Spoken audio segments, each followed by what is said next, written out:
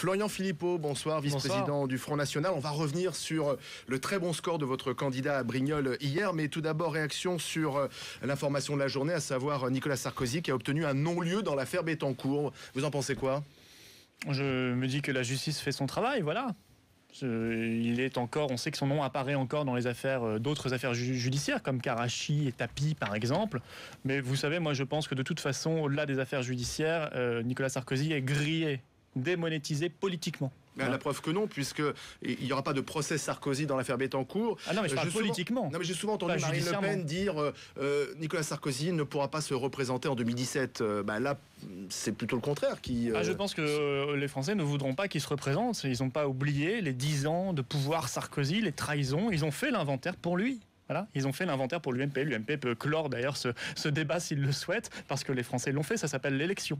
Voilà, ils n'ont pas oublié toutes les promesses et les repromesses qui ont été trahies. Donc pour vous, ce non-lieu ne change rien ?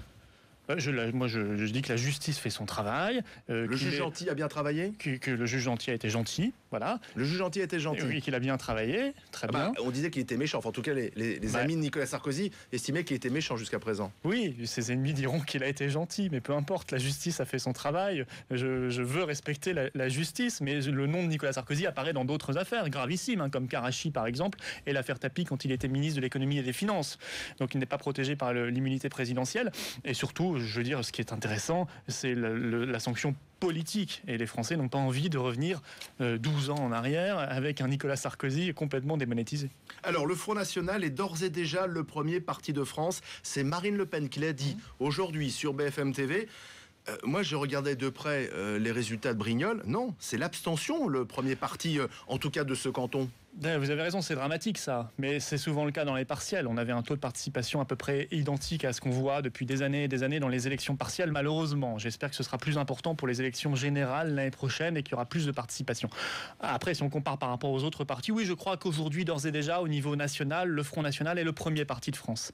Et il y a la meilleure preuve, c'est que les autres sont obligés systématiquement de se coaliser pour espérer l'emporter ou approcher les 50%, parce que je pense que cette fois-ci, même coalisés face à nous, ils vont perdre. Vous pensez que Laurent Lopez, votre candidat, va gagner dimanche prochain ? Je l'espère, je le pense. Je sais qu'il travaille dur. Je sais qu'il va faire une superbe campagne de terrain pendant une semaine. Rien n'est acquis, c'est une élection bien sûr, mais je pense qu'il a de sérieuses chances de l'emporter, malgré la coalition traditionnelle des partis frères et des partis siamois. Elle n'est pas si simple que ça cette fois-ci, vous l'avez constaté. Le PS appelle à voter pour faire barrage au Front National, mais Jean-Luc Mélenchon, par exemple, dit qu'il ne choisirait pas entre l'UMP et le FN.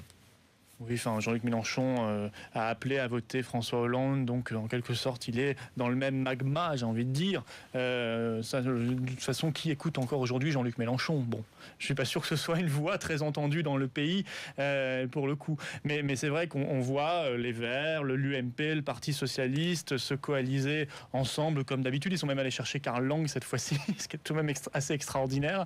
Mais les patriotes, le peuple français, lui, a compris qu'il fallait un autre pouvoir, une autre politique en place, aussi bien au niveau local qu'au niveau national. Et c'est pour ça que je suis optimiste. Comment vous expliquez ce bon score ?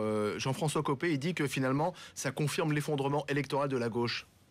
Il y a un effondrement électoral de la gauche, c'est une évidence, mais Jean-François Copé devrait rester modeste parce que l'UMP, entre la dernière partielle en 2012 et celle-ci, a perdu 5 points, est passé de 25% à 20% malgré son statut d'opposition, ce qui prouve qu'ils sont eux aussi en très mauvaise forme et ce qui prouve que nous prenons des électeurs partout. Notre capacité d'adhésion sur notre projet, nos idées en matière européenne, en matière économique et sociale, en matière de sécurité par exemple, attire des Français qui viennent de partout. C'est le rassemblement des patriotes que nous sommes en train de faire. Alors, vous dites... Notre candidat Laurent Lopez va sans doute gagner dimanche prochain. Mauvaise nouvelle tout de même, Jean-Paul Dispart, qui est le dissident du FN, qui a obtenu 9,1% hier. Le Parti de la France a décidé d'appeler à voter UMP au second tour. Vous perdez donc 9,1% des voix. Là.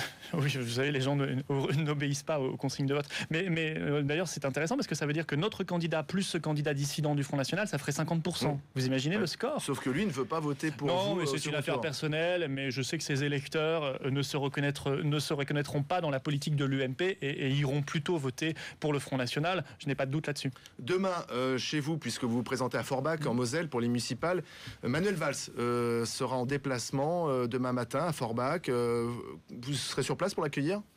J'y serai parce que j'y étais encore cet après-midi, j'y suis très régulièrement. Bon, moi je trouve assez curieuse quand même cette tournée anti-FN du ministre de l'Intérieur, hein, selon son propre entourage. D'abord parce qu'elle est financée par les fonds publics.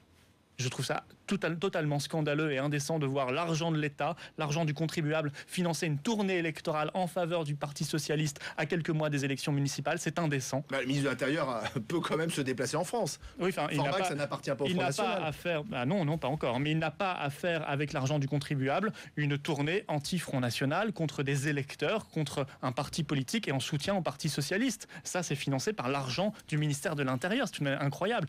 Il ferait mieux de faire une tournée anti-insécurité ou anti-délinquance. On l'attend plutôt là-dessus. Or là, les résultats, c'est zéro. Hein. Au-delà de l'agitation médiatique, Sarkozy avec quelques cheveux blancs en moins. Donc Manuel Valls, c'est la même communication, mais la même inefficacité. Il n'a rien à faire à Forbach. Ah non, il peut venir à Forbach. Je sais qu'il va annoncer probablement une zone de sécurité prioritaire. C'est une bonne chose. Non, la zone de sécurité prioritaire, il y en a déjà plus de 60 en France. La moitié de Marseille est en ZSP. Ça ne marche pas, c'est du saupoudrage. Et en revanche, ça stigmatise une ville. Parce que qui va ensuite s'installer? Quels investisseurs vont venir dans une ville marquée zone de sécurité prioritaire? Quels commerçants vont vouloir ouvrir une boutique dans une zone de sécurité prioritaire? Et les jeunes qui, sur leur CV, viendront d'une ville marquée en zone de sécurité prioritaire auront plus de difficultés à trouver du travail parce qu'ils seront stigmatisés. C'est vraiment la fausse bonne idée. La sécurité doit être une priorité sur l'intégralité du territoire national, ce qui suppose la tolérance zéro, la fin du laxisme d'État UMP et PS et le retour de frontières contre les trafics en tout genre. Merci Florian Philippot. Merci à vous. À suivre donc.